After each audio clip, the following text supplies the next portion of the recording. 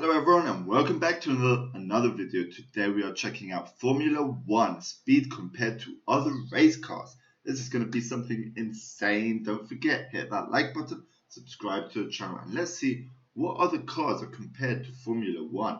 Let's see what we got here. GT cars, prototypes, stock cars and superbikes. Oh Different yeah. racing disciplines produce very different machines, all with different strengths and weaknesses. But how do they stack up? Which would win in a quarter-mile drag race or a top speed run? Or the biggest question I have is which would win in a race around a circuit? Okay, I still think, to be honest, Formula 1, bro, they are top speed cars, man. I still think they would win. Let's see if I'm wrong or not. What do you think? Think about that and let's see if you're wrong as well. If you're right, let's see what we got. We've done some calculations to find out. So firstly, we should run through the cars. Starting with Formula 1, our benchmark for this test. These cars have over 1,000 horsepower and weigh around 800 kilograms in race trim. But as we know, they're tuned for maximum corner speed with lots of downforce. And so this yeah, like Formula 1 cars can literally go around corners with really high speed, you know. Like really high speed. They hinder it in a straight line, but pay dividends around a lap. Next is Formula 2 with very similar weight, but with less aero and less power, with around 620 horsepower. Then we have its baby brother, the Formula 3 car. This has less power, but much less weight. Yeah. Then we have IndyCar, Formula 1's American cousin. Similar in weight to a Formula 1 car, but with a bit less power. However, they are much more slippery in a straight line. Then we have Formula E, much less power than other Formula cars, more weight but instant torque. Formula E? These Never are heard very of much this one designed for before. smaller, twistier street circuits.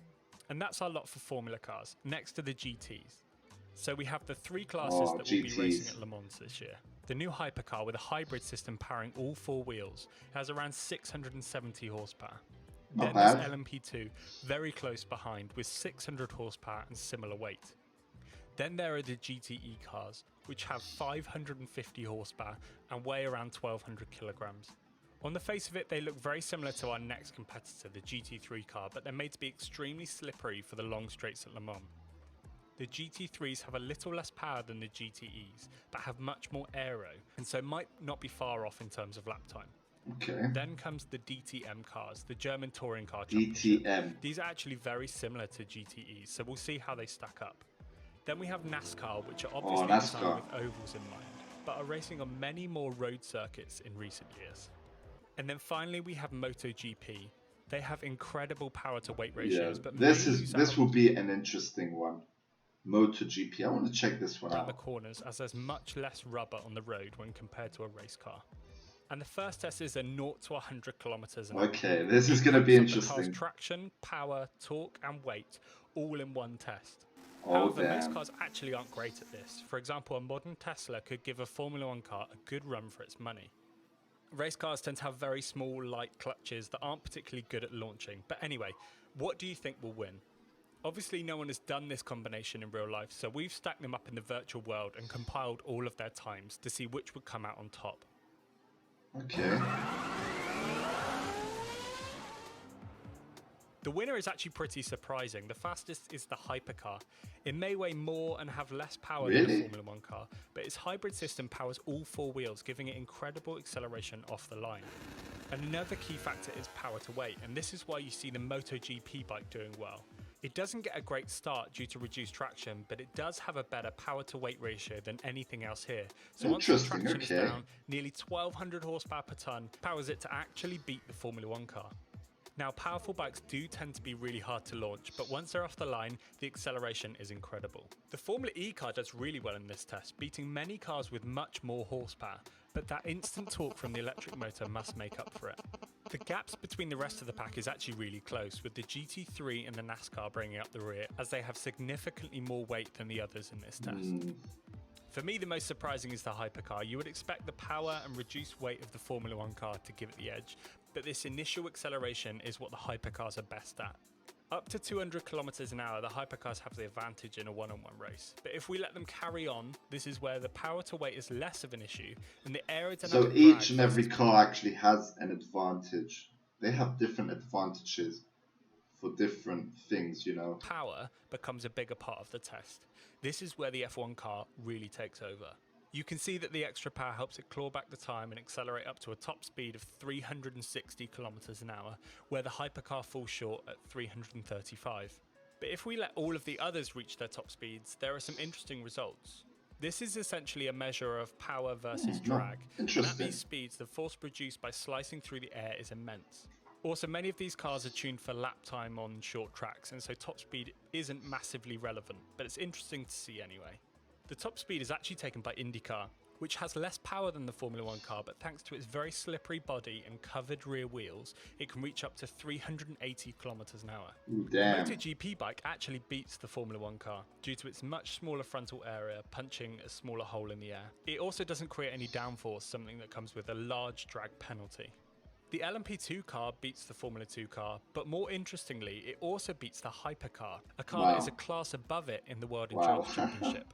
The margins between these two classes are really small this year. It'll be interesting to see the lap time difference between these two, where the hypercar dominates the acceleration zone, but the Look at that LMP2 car is acceleration, actually man. faster at the end of the straight. Acceleration is But just acceleration insane. and top speed is one thing. Lap time around a circuit is a whole different ballgame. True. The cars often take different approaches to the trade-off between straight line speed and cornering grip.